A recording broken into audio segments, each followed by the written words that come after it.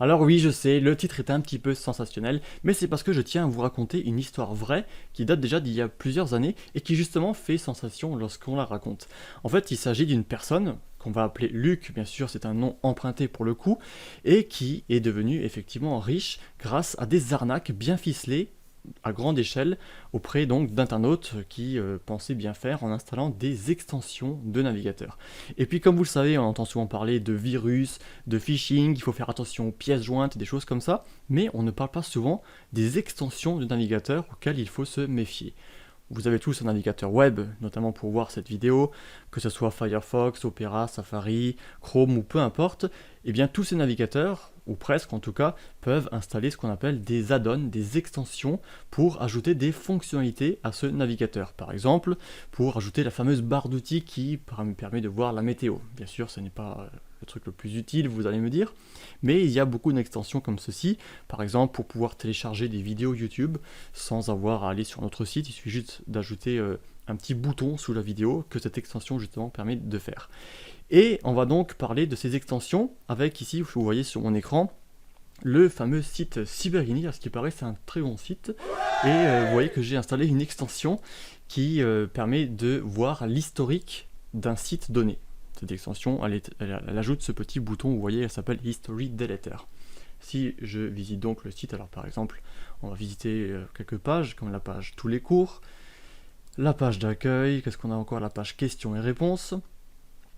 Si maintenant je me rends dans l'extension, vous voyez qu'elle fonctionne très bien, ce n'est pas une extension fantôme qui ne fait rien, mais elle permet bien de voir les dernières URL visitées sur n'importe quel site. Si je vais sur notre site, j'aurai l'historique des pages visitées sur l'autre site.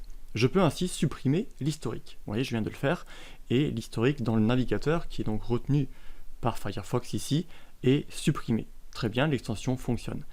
Le problème, et c'est là où j'en viens lentement à cette histoire, c'est que cette extension a un double rôle, un autre caché, qui n'est pas du tout visible, qui se cache sous ce format sain de supprimeur d'historique. Mais regardez, si maintenant je me rends sur Google et je cherche quelque chose, alors par exemple cherchons Cyberini, et bien vous voyez que sur la page d'accueil de Google, j'ai une page Wikipédia qui s'affiche. Alors cliquons dessus puisque c'est la première, et là vous voyez qu'on a une image qui s'affiche. On pourrait afficher n'importe quoi d'autre ici, mettre un site ou peu importe. Là c'est juste pour l'exemple, mais vous voyez si je retourne en arrière, que les résultats de recherche de Google ont été directement modifiés. Alors là, ce qu'il faut bien comprendre, c'est que l'extension ne modifie pas google.com en lui-même, il ne modifie pas les serveurs, les pages sur le site de Google, mais il fait des modifications en local sur mon écran, un petit peu comme si on faisait une sorte de Photoshop en direct sur le site que vous voyez à l'écran. C'est-à-dire que si maintenant par exemple je sais pas, je veux cliquer sur le logo de Google, paf, je suis également sur cette page. Et on pourrait donc modifier avec cette extension n'importe quel élément d'une page web. Deuxième exemple, si je vais sur Facebook, vous voyez que déjà le logo de la carte du monde a été changé. Si maintenant, admettons que je sois un utilisateur qui souhaite me connecter à Facebook, je mets donc mon adresse mail, alors je sais pas, hotmail.fr, mon mot de passe ici.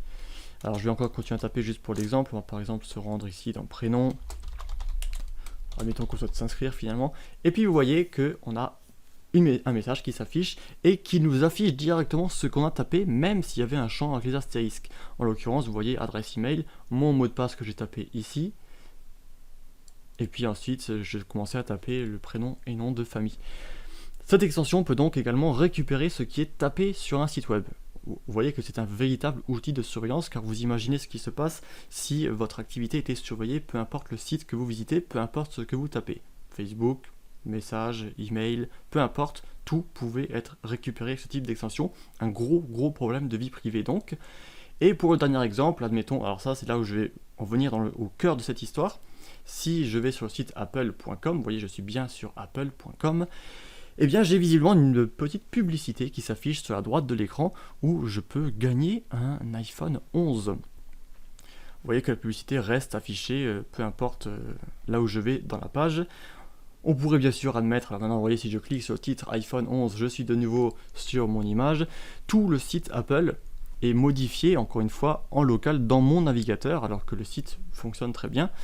Mais du coup, les utilisateurs qui utilisaient ce type d'extension, par exemple, comme je disais, pour regarder des vidéos sur YouTube, pour télécharger des vidéos sur YouTube, pour, je ne sais pas, afficher tout un tas de choses, avoir des fonctionnalités supplémentaires dans leur navigateur, pouvaient ensuite recevoir de la publicité ciblée, de la publicité qui profite totalement de la légitimité des sites sur lesquels elle se trouve, pour ensuite demander, maintenant, l'utilisateur qui se serait fait avoir par ce type d'extension sans le savoir, il aurait par exemple cliqué sur cette publicité. Ici elle est un petit peu grossière, mais imaginons qu'on aurait gardé le logo d'Apple, etc., on aurait fait un truc légitime, et bien l'utilisateur aurait cliqué dessus, il aurait fourni sans aucun problème, puisque c'est Apple, il aurait fourni son mot de passe potentiellement, son adresse email, ses coordonnées, son numéro de téléphone, etc., etc., etc.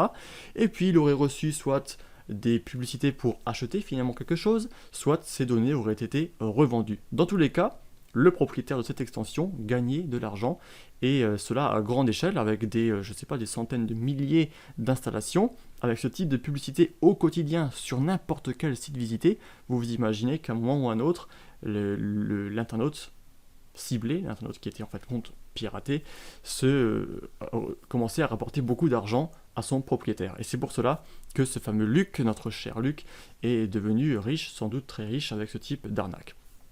Alors pourquoi je vous montre ça aujourd'hui dans cette vidéo? Eh bien déjà, j'ai le droit de vous le montrer parce que en ce moment ce n'est plus trop fonctionnel, et heureusement d'ailleurs. La plupart de ces navigateurs ont en fait mis en place des mécanismes de sécurité au niveau de ces extensions. Par exemple, Firefox demande à ce que toutes les extensions soient signées par les développeurs et passe également par un processus de vérification, c'est-à-dire qu'il y a des outils automatisés mais aussi des personnes qui vont vérifier le code source des extensions avant de les proposer dans le catalogue officiel de Firefox. Le catalogue officiel, vous voyez que c'est celui, je crois, qui est addon.mozilla.org, c'est quelque chose comme ceci. Vous voyez ici on a une extension que je viens de trouver, Memento, et on peut l'ajouter à Firefox. C'est ici que vous ajoutez en fait des extensions à Firefox. Vous voyez que justement ici j'ai un Enhancer for YouTube qui, je l'imagine, permet de faire plusieurs choses en étant sur YouTube. Vous voyez toutes les fonctionnalités ici, ajouter des chaînes en liste blanche, supprimer les annotations, épingler le lecteur, etc. etc. Ce type d'extension, bien sûr celle-ci j'imagine, et je suis quasiment certain qu'elle n'a aucun problème, mais ce type d'extension pouvait être totalement malveillante, comme on l'a vu juste avant, et vous voyez qu'avec ce nombre d'utilisateurs, ça pouvait faire très mal pour eux, et bien sûr rapporter, comme je le disais, beaucoup d'argent. Alors du coup, ce type d'extension ne devrait plus se trouver sur les répertoires officiels. Par contre, et c'est là où la vidéo prend son sens, il faut faire attention aux extensions que vous installez sur des sites qui ne sont pas officiels, sur des répertoires d'extensions non officiels. On dit exactement la même chose avec Android ou avec le App Store, donc le Google Play ou le App Store. Faites attention aux applications ou aux extensions ici que vous téléchargez via des sites tiers, car cela peut être tout à fait malveillant et vous n'aurez pas vraiment de possibilité de le savoir, sauf si vraiment vous observez le code source. Je ne dis pas pour autant que tous les sites tiers sont forcément malveillants s'ils vous proposent des extensions, mais comme dit, il faut bien comprendre cela dans cette vidéo, car le risque est gros. Et là on parle d'argent, mais on aurait très bien pu imaginer qu'il s'agissait de pirater les gens, de récupérer leurs mots de passe, de revendre leurs données, etc., etc., de faire en fait beaucoup plus mal que cela. Voilà pour cette vidéo. Alors j'essaye un petit peu de varier les formats, j'essaye de parler un petit peu de tout, de programmation, ça va venir, d'anonymat, de virus, de sécurité informatique, bien entendu. Dites-moi si cette vidéo vous plaît, dites-moi si elle ne vous plaît pas, dites-moi ce que vous aimeriez voir. J'essaye un petit peu de varier, comme je le disais, le contenu, pour voir ce qui vous intéresse tout simplement, et pour continuer à faire des vidéos qui vous intéresseraient. Et pour terminer cette vidéo, pour rappel, celle-ci fait partie de la série solde moins 100%. Vous allez donc pouvoir gagner divers lots. Pour commencer, j'offre 3 webcam covers comme ceci, où vous pouvez les coller en fait sur votre webcam de smartphone, votre webcam de PC portable, votre webcam d'ordinateur normal. Je mets également en jeu 3 clés de licence ExpressVPN et 3 clés de licence NordVPN, toutes les 6 valables pour 1 an. Pour ce faire, c'est très simple, il faut bien sûr s'abonner à ma chaîne YouTube et mettre un commentaire sur cette vidéo en expliquant également ensuite ce que vous aimeriez gagner. Il y aura donc 9 lots en jeu, 3 clés NordVPN, 3 clés ExpressVPN et les 3 webcam covers. Dites-moi ce qui vous plaît, dites-moi si vous avez aimé cette vidéo et bonne chance à tous. À très bientôt.